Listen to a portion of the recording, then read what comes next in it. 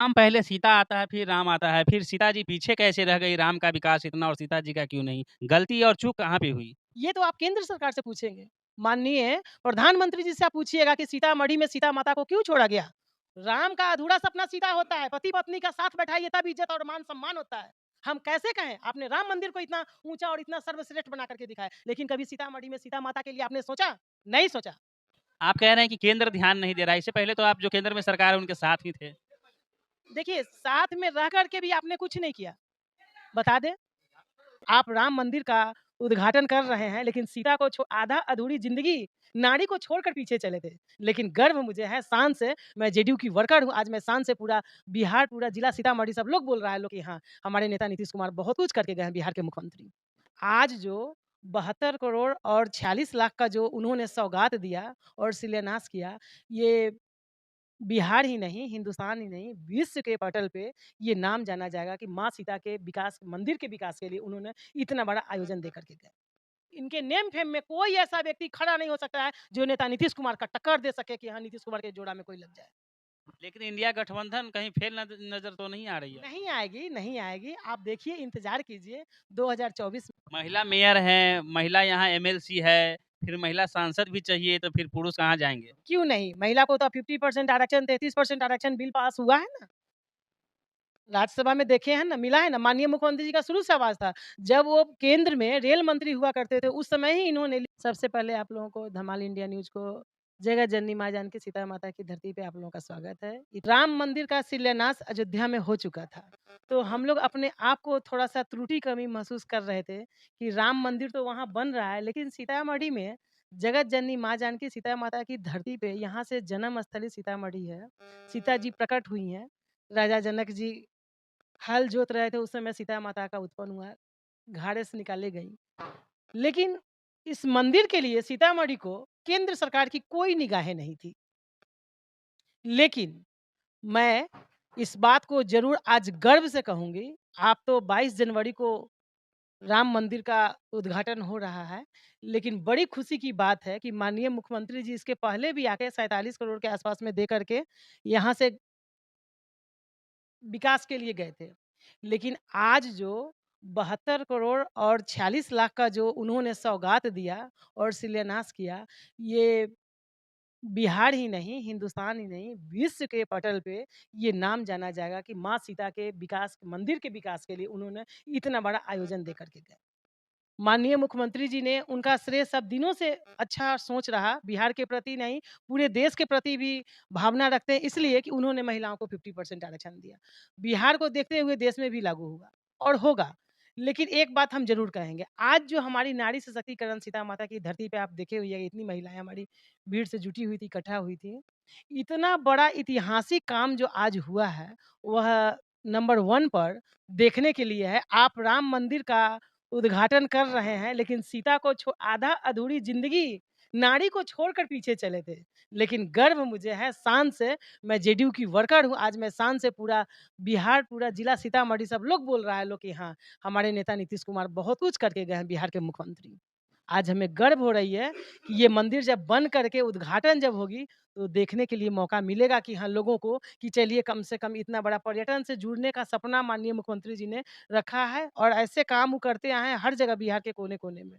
तो सीतामढ़ी उनका फर्स्ट निगाह में था कि करना है, उनको छोड़ना नहीं है। हम लोग शुरू से घर परिवार में आप लोग भी जुड़े हुए रहते हैं। हर महिला सीता राम कहती है। पहले सीता का नाम आता है, फिर राम जी का नाम आता है। ठीक है, पुरुषोत्तम राम हैं, लेकिन मानते हैं, लेकिन पहले सीता फिर राम। नाम पहले सीता आता है, फिर राम आता है, फिर सीता जी पीछे कैसे रह गई, राम का विकास इतना और सीता जी का क्यों नहीं? गलती और चूक कहाँ पे हुई? ये तो आप केंद्र सरकार से पूछेंगे। माननीय प्रधानमंत्री जी से आप पूछिएगा कि सीतामढ़ी में सीता माता को क्यों छोड़ा गया? उनसे पहले तो इनकी तैयारियाँ होनी चाहिए। महिलाओं से ही पहचान होती है, सीता जी से ही पहचान राम जी की है, ना कि राम जी से सीता जी की है। ये तो गर्व की बात है, लेकिन उन्होंने इग्नोर किया। लेकिन गर्व है, शान है कि हमारे नेता नीतीश कुमार जी ने आकर के जो है ना, सीतामढ़ी का मान-सम्मान पूरे विश्व के पटल पर अंकित करने का, लिखने का काम, स्वर्ण अक्षर से उनका नाम जो है ना, लिखा जाएगा कि हाँ, माननीय मुख्यमंत्री। उन्होंने इग्नोर किया, माननीय मुख्यमंत्री जी ने उद्घाटन होने से पहले आकर के शिलान्यास कर दिया। ये तो गर्व और शान की बात है हम लोग को सीता माता की धरती पे। आज हमारी यहाँ की जो मेयर जो है, वो भी महिला है। सीता माता की धरती पे वो भी मेयर बन कर के यहाँ बैठी हुई हैं। जिला परिषद की चेयरमैन है, वो भी मेयर महिला ही बैठी हुई हैं। ये तो गर्व की बात है और शान की बात है। हम आगे और भी महिला को जो 50% आरक्षण मिला है, तो माननीय मुख्यमंत्री जी से हम और भी आग्रह करेंगे कि सीता माता की धरती से किसी जनप्रतिनिधि को जो है ना लोकसभा में पिछड़ी जाति की महिला को जो है ना मौका दे करके आगे बढ़ावे, ताकि सीता माता की धरती के मान-सम्मान को आगे बढ़ाए। मतलब जो लोग मन बना करके बैठे हुए हैं, टिकट काटने के फेर में लग गए हैं आप। नहीं, टिकट नहीं कट रहे हैं, लोग अपना-अपना प्रयास करें, कोई दिक्कत नहीं है। मैं भी वर्कर हूँ, सब लोगों को मौका मिला है, सब लोग कोई पूर्व है, कोई भविष्य है, वर्तमान है, उससे हमको मतलब नहीं है। मैं वर्कर हूँ, मेरा अधिकार है, ये सीता माता की धरती है। जैसे आपने सौगात आकर के दिया है, 50% आरक्षण आप बोलते हैं। आप माननीय मुख्यमंत्री जी हमारे बोलते हैं कि महिलाएँ लाइन में खड़ा होकर के वोट गिराती है, तो महिला के वोट से वो जीतते हैं, तो हमारा तो अधिकार है, दैविक अधिकार है। इस जेडीयू में मैं एमपी हूँ, जे जेडीयू से हमारी पहचान है, हमारे नेता नीतीश कुमार हैं, तो मैं तो अपना डिमांड तो रखूँगी ना, आज नहीं रखूँगी तो कब रखूँगी? महिला मेयर हैं, महिला यहाँ एमएलसी है, फिर महिला सांसद भी चाहिए, तो फिर पुरुष कहाँ जाएँगे? क्यों नहीं? महिला को तो अब 50% आरक्षण, 33% आरक्षण बिल पास हुआ है ना। राज्यसभा में देखे हैं ना, मिला है ना, माननीय मुख्यमंत्री जी का शुरू से आवाज़ था। जब वो केंद्र में रेल मंत्री हुआ करते थे, उस समय ही इन्होंने लिखित रूप से महिलाओं को 50% आरक्षण देने के लिए उन्होंने डिमांड रखा था। कर्पूरी जी ने ये इस बात को उठाए थे कि बिहार में महिलाओं को आरक्षण मिलना चाहिए और यह लागू पूरे देश के कोने-कोने में होना चाहिए कि महिला हमारी सशक्त है, महिलाओं को 50% आरक्षण हर मुद्दा पे मिलना चाहिए। चाहे लोकसभा हो, विधानसभा हो या सर्विस हो या जॉब हो, स्कूल हो, टीचर हो, हर जगह तो हैं ही, लेकिन और उसको 35 से जो है ना 50 पर ले जाना चाहिए। महिला है, ये सीता माता की धरती है, खुशनसीब होंगी, मैं नहीं कह रही हूँ कि मुझे, लेकिन हाँ, सीता माता की धरती है, यहाँ से तो बनता है कि कोई महिला ही यहाँ की एमपी बने और यहाँ से सीतामढ़ी का विकास हो, भरपूर रूप से विकास हो, ताकि लोग देखें। हम तो यही चाहेंगे। अब देख लीजिए जो लोग मन बना करके बैठे हुए हैं उन लोगों के लिए अब शायद मुसीबत आ सकती है क्योंकि ये जो है महिला सांसद की मांग कर चुके हैं। यहाँ पे महिला मेयर हैं, महिला एमएलसी हैं और अब महिला सांसद की मांग हो रही है। तो आप लोग देख लीजिए इनकी राय से कितना सहमत है। जो लोग इस वीडियो को देख रहे हैं अपनी प्रतिक्रिया कमेंट में अवश्य दीजिएगा। जो ये बोले हैं वह कितना सही है और आप लोगों के मन में इस बात के लिए क्या है। अच्छा, एक सवाल थोड़ा इससे हटके करते हैं। महिला का विकास कह रहे हैं या किसी भी चीज़ का विकास जो है आरक्षण से होगा या शिक्षा से होगा? नहीं, शिक्षा से भी होगा और आरक्षण से। शिक्षा विकास कब होगा? जब आप शिक्षा में एंट्री नहीं करेंगे, जब आप पढ़ेंगे नहीं, तो फिर विकास क्या कीजिएगा? जब आपको जानकारी ही नहीं होगी, तो विकास कैसे होगी? पढ़ना आरक्षण से सबसे पहले जो है शिक्षा ज़रूरी। शिक्षा तो पढ़ना तो है, लड़कियाँ सब जो हमारी पढ़ती नहीं थी, आज हर स्कूल में, हर कॉलेज में हमारी लड़कियाँ पढ़ रही हैं, तो आरक्षण तो है ही, कॉलेज में एडमिशन में हो जाए, लड़की लोगों का आरक्षण है, महिलाएँ लोगों का जॉब में हो या राजनीति पॉलिटिकल जीवन में, सब लोगों को तो आरक्षण है ही, आरक्षण से ही हम आगे आए हैं ना। हमारी देन और हमारी पहचान नेता नीतीश कुमार हैं, उन्हीं के पहचान से और उन्हीं के अधिकार से 50% आरक्षण से मैं आगे बढ़कर निकल कर के आई, जो आज मैं राजनीति कर रही हूँ, जेडीयू की वर्कर रहकर शुरू से मैं थी, हूँ और रहूँगी। मेरा सिर्फ़ इतना सवाल था कि पहले आरक्षण ज़्यादा ज़रूरी है या शिक्षा ज़्यादा ज़रूरी है? दोनों ज़रूरी है। दोनों में दोनों से ज़रूरी पहला कौन-सा होना? दोनों आरक्षण भी ज़रूरी है, शिक्षा भी ज़रूरी है। आरक्षण जो लोग मैच्योर्ड हो गए हुए हैं, जो पढ़ लिए हुए हैं, जो तैयार हो चुके हैं, जो महिला हैं, उनको आरक्षण ज़रूरी है। जो बच्ची हमारी पढ़ रही है, उसको शिक्षा ज़रूरी है। सरकारी विद्यालय का स्थिति तो दिनों-दिन गिरता जा रहा है। नहीं, अभी के पाठक जी आकर के उनको सँभाले हैं ना। अब सँभालने का प्रयास किया जा रहा है। शुरू से सँभाल रहे थे, लेकिन कुछ बिचौलिए लोगों की वजह से ये स्थिति डगमगाई थी। लेकिन के पाठक जी को मैं बधाई देना चाहती हूँ कि माननीय मुख्यमंत्री जी ने ला कर के ऐसे सशक्त व्यक्ति को बैठा है कि आज पूरे बिहार में सुचारू रूप से टाइट स्थिति में चल रही है, कहीं कोई गड़बड़ नहीं होगी। आप कह रहे हैं कि केंद्र ध्यान नहीं दे रहा है। इससे पहले तो आप जो केंद्र में सरकार है उनके साथ ही थे। देखिए, साथ में रह कर के भी आपने कुछ नहीं किया, बता दें? साथ में एनडीए की जब सरकार थी, केंद्र में जब हमारे साथ में थे, तो ऐसा कुछ बता दें कि आप सीतामढ़ी में आकर के कुछ किए होंगे? क्या लगता है जिस तरीके से 3 राज्यों में उनका बढ़त हुआ है, आने वाले समय में मुख्यमंत्री जी का क्या स्थिति हो सकता है? एकदम बिल्कुल, माननीय मुख्यमंत्री जी जो कार्य कर चुके हैं, गिनीज बुक में उनका नंबर 1 पर जो है ना नाम दर्ज हो चुका है। उनका 3 अक्षर का नाम जो है ना 300 बरस इतिहास तक चलेगा।